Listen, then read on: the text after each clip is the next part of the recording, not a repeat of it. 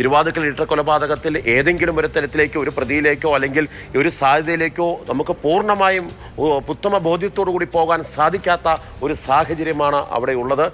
ഷിനോജ് നമ്മോടൊപ്പം ചേരുന്നുണ്ട്. ഷിനോജ്, ഇപ്പം മണിക്കൂറുകൾ പിന്നിടുന്നു, ഒരു ഇരട്ടക്കൊലപാതകം കോട്ടയം നഗരത്തെ തന്നെ നടുക്കുന്ന ഒരു ഇരട്ടക്കൊലപാതകം നടക്കുന്നു. സമീപത്തെയൊക്കെയുള്ള CCTV ദൃശ്യങ്ങൾ, സമീപവാസികളുടെ പ്രതികരണങ്ങൾ, അസ്വാഭാവികമായിട്ടുള്ള എന്തെങ്കിലും ഇത്തരം കാര്യങ്ങൾ എന്തെങ്കിലും വിശദാംശങ്ങൾ നമുക്ക് ലഭ്യമാവുന്നുണ്ടോ ഷിനോജ്?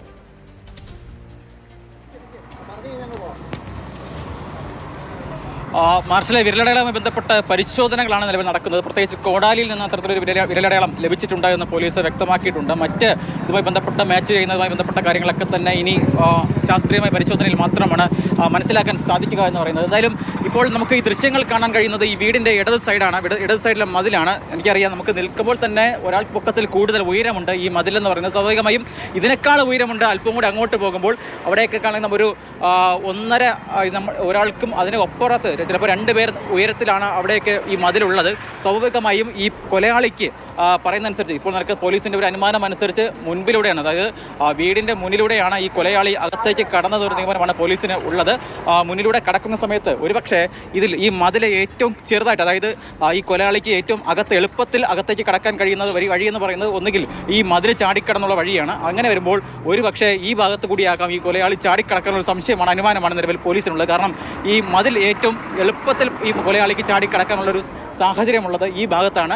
ഒരുപക്ഷെ ഇവിടെ വെച്ചാകാം ഇത്തരത്തിൽ കൊലയാളി അകത്തേക്ക് കടന്നത് എന്നൊരു നിഗമനമാണ് നിലവിൽ പോലീസിൻ്റെ ഭാഗത്ത് നമുക്ക് പങ്കുവയ്ക്കാൻ കഴിയുന്നത്. ഒരുപക്ഷെ ഈ ഭാഗത്താണെങ്കിൽ, ഇതിന് ഓപ്പോസിറ്റ് ആയിട്ടാണെങ്കിൽ ഈ ഭാഗത്ത് മറ്റ് CCTV ദൃശ്യങ്ങളൊന്നും തന്നെ ഇല്ല, CCTVകളൊന്നും തന്നെ ഇല്ല. അതുകൊണ്ട് തന്നെ കൊലയാളിക്ക് ഒരുപക്ഷെ വേഗത്തിൽ ഈ ഭാഗത്തുകൂടി അകത്തേക്ക് കടക്കാമെന്നൊരു നിഗമനം പോലീസ് പങ്കുവയ്ക്കുന്നുണ്ട്. എന്തായാലും കൃത്യമായ രീതിയിൽ പ്ലാൻ ചെയ്ത് നടത്തിയ ഒരു കൊലപാതകം എന്ന രീതിയിൽ പോലീസ് ഇതിനെ കാണുകയാണ്. കാരണം പട്ടി ഇതുവരെ എണീറ്റിട്ടില്ല. കാരണം 2 പട്ടികളാണുള്ളത്. അതിൽ ഒന്നിനെ ചത്ത നിലയിൽ കണ്ടെത്തുന്നു, മറ്റൊന്ന് ഇതുവരെയും മയക്കത്തിലാണ്, ഇപ്പോഴും മയക്കത്തിലാണ്. സ്വാഭാവികമായും എന്തെങ്കിലും നൽകി മയക്കിയതാകാം എന്നൊരു നിഗമനമാണ് പോലീസിന് ഉള്ളത്. മാത്രമല്ല CCTVയുടെ ഹാർഡ് ഡിസ്ക് ഉൾപ്പെടെയുള്ളവ ഇതോടൊപ്പം തന്നെ എടുത്തു മാറ്റിയിട്ടുണ്ട്, മോഷണം പോയിട്ടുണ്ട്. അപ്പോൾ അതെല്ലാം തന്നെ കൃത്യമായ രീതിയിൽ പ്ലാൻ നയിച്ച് നടത്തിയ കൊലപാതകം എന്ന നിലയിലേക്ക് തന്നെ പോലീസ് പോവുകയാണ്. ഇത് മറ്റൊരു പ്രധാനപ്പെട്ട കാര്യമെന്ന് പറയുന്നത്, ഇതിൽ ഈ മകൻ്റെ മരണവുമായി ബന്ധപ്പെട്ട് ഇപ്പോൾ ഉയരുന്ന ചില സംശയങ്ങളാണ്.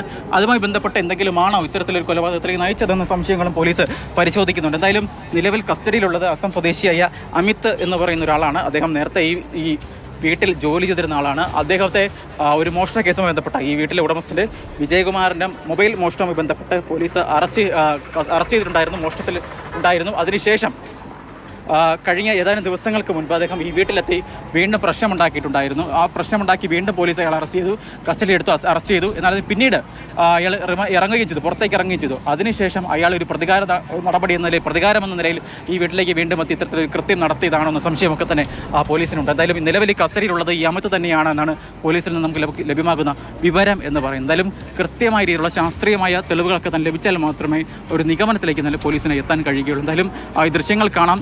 കോട്ടയം SP ഷാഹുൽ ഹമീദാണ് ഇപ്പോൾ ദൃശ്യങ്ങൾ കാണാൻ കഴിയുന്നത്. കൃത്യമായി SP ഷാഹുൽ ഹമീദ്, അതുപോലെ DYSP അനീഷ്, 3 CIമാർ ഉൾപ്പെടുന്ന അന്വേഷണ സംഘമാണ് കേസ് നൽകിയത്.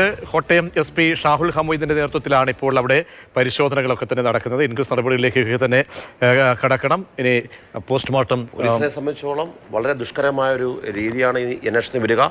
കാരണം മകൻ ഗൗതമിന്റെ മരണവുമായി ബന്ധപ്പെട്ടിട്ടുള്ള കൊലയാളിയാണ് ഇതിന് പിന്നിലെങ്കിൽ ഓർക്കേണ്ട കാര്യം, പോലീസിനോ ക്രൈംബ്രാഞ്ച് എന്ന അന്വേഷണ ഏജൻസിക്കോ ഇതുവരെ ഗൗതം കൊല്ലപ്പെട്ടത് എങ്ങനെയാണെന്ന് 2017 ശേഷം ഇത്രയും വർഷങ്ങൾ കഴിഞ്ഞിട്ടും കണ്ടെത്താൻ വേണ്ടി സാധിച്ചിട്ടില്ല. അതിൽ CBI അന്വേഷണത്തിനുള്ള ഓർഡർ വരുന്ന സമയത്തിന് ശേഷം 1 മാസം കഴിയുമ്പോൾ അത് ഗൗതമിന്റെ മാതാപിതാക്കൾ സംശയിക്കപ്പെടുന്ന ആള് അത് അസം സ്വദേശിയാണ്. ആ വ്യക്തി കസ്റ്റഡിയിൽ ഉണ്ട് എന്നുള്ളത് എന്തായാലും പോലീസിനെ സംബന്ധിച്ചോളം ഒരു വലിയ പ്രയാസമില്ലാത്ത കാര്യമാണ്. കാരണം വിരലടയാളം പരിശോധിക്കുന്നുണ്ട്. അതുമായി മാച്ച് ചെയ്യുമോ, അങ്ങനെയുണ്ടെങ്കിൽ കൂടുതൽ ചോദ്യം ചെയ്യലിന് വിധേയമാക്കാം. പിന്നീട് അതിലും നിൽക്കുന്നില്ല എങ്കിൽ നേരത്തെ മാർഷൽ പറഞ്ഞതുപോലെ തന്നെ ഈ കൊലപാതകവുമായി ബന്ധപ്പെട്ട് ഒരുപാട് ചുരുളഴിക്കേണ്ട സാഹചര്യങ്ങളിലേക്ക് പോലീസിന് പോകേണ്ടി വരുന്ന ഒരു ഘട്ടമാണുള്ളത്.